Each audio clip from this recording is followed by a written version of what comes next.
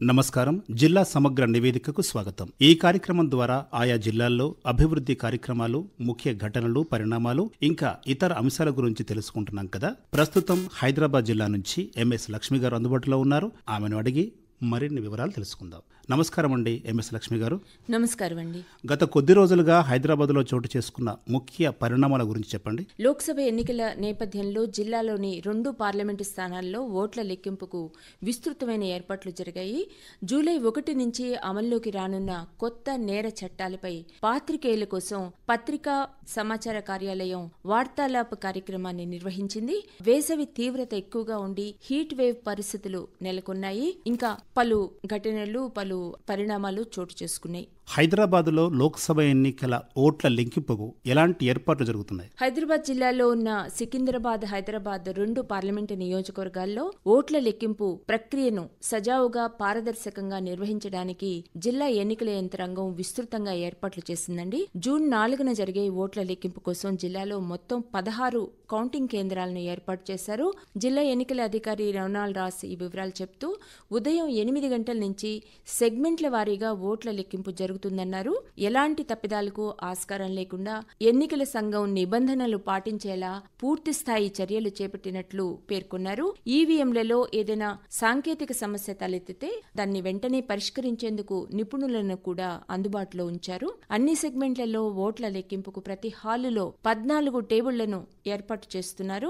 పత్రికా సమాచార కార్యాలయం కొత్త నేర చట్టాలపై నిర్వహించిన వార్తాలాప్ విశేషాలు చెప్పండి. జూలై 1 నుంచి అమల్లోకి వస్తున్న 3 కొత్త నేర చట్టాల గురించి మీడియాకు, వారి ద్వారా ప్రజలకు అవగాహన పెంచేందుకు ఉద్దేశించిన వార్తాలాప్ కార్యక్రమానికి పెద్ద సంఖ్యలో పాత్రికేయులు హాజరయ్యారు. ప్రజల ఆకాంక్షలు తీర్చేలా దర్యాప్తు ప్రక్రియలను వేగవంతం చేస్తూ క్రిమినల్ జస్టిస్ వ్యవస్థను బలోపేతం చేయటమే ఈ చట్టాల లక్ష్యమని ఈ వార్తాలాప్ కార్యక్రమానికి హాజరైన నిపుణులు చెప్పారండి.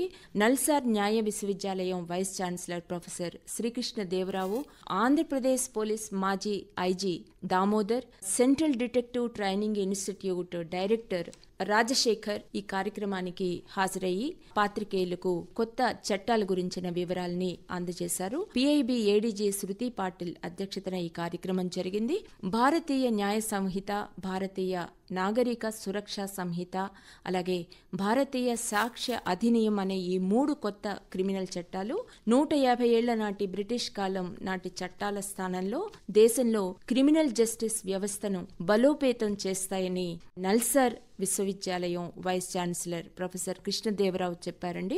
1860 నాటి భారత శిక్షా స్మృతి, 1973 నాటి క్రిమినల్ ప్రొసీజర్ కోడ్, అలాగే 1872 నాటి ఇండియన్ ఎవిడెన్స్ యాక్టుల స్థానంలో ఈ 3 చట్టాలు అమలు కాబోతున్నాయి.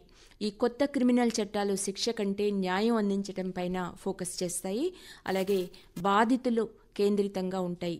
వేగంగా విచారణ చేయడానికి వీలుగా, అవసరం లేని వాయిదాలు లేకుండా సత్వర న్యాయం అందేలా చూడడానికి విచారణ వివిధ దశల్లో ఉన్నప్పుడు కాలపరిమితిని నిర్ణయించినట్లు కూడా వీరు తెలియజేశారు. గతంలో ఎప్పుడూ లేవని, వాడుకలో ఉన్న సాంకేతికతకు అనుగుణంగా ఈ 3 క్రిమినల్ చట్టాల్లో పలు కొత్త నిబంధనల్ని చేర్చినట్లు కూడా తెలియజేశారు. బాధితులు తమకు జరిగిన అన్యాయంపై సంఘటనా స్థలం నుంచి స్మార్ట్ ఫోన్ ద్వారా ఆన్లైన్లో ఫిర్యాదు చేయవచ్చని, ఈ ఫిర్యాదును రికార్డు చేస్తారని చెప్పారు. నేరస్తులను విచారించడానికి జ్యుడిషియల్ కస్టడీ కాలపరిమితి పెంచనున్నారని కూడా వివరించారండి. అన్ని దర్యాప్తు ప్రక్రియలకు కాలపరిమితి విధించారని, కొన్ని పదజాలాలను పునర్నిర్వచించారని చెప్పారు.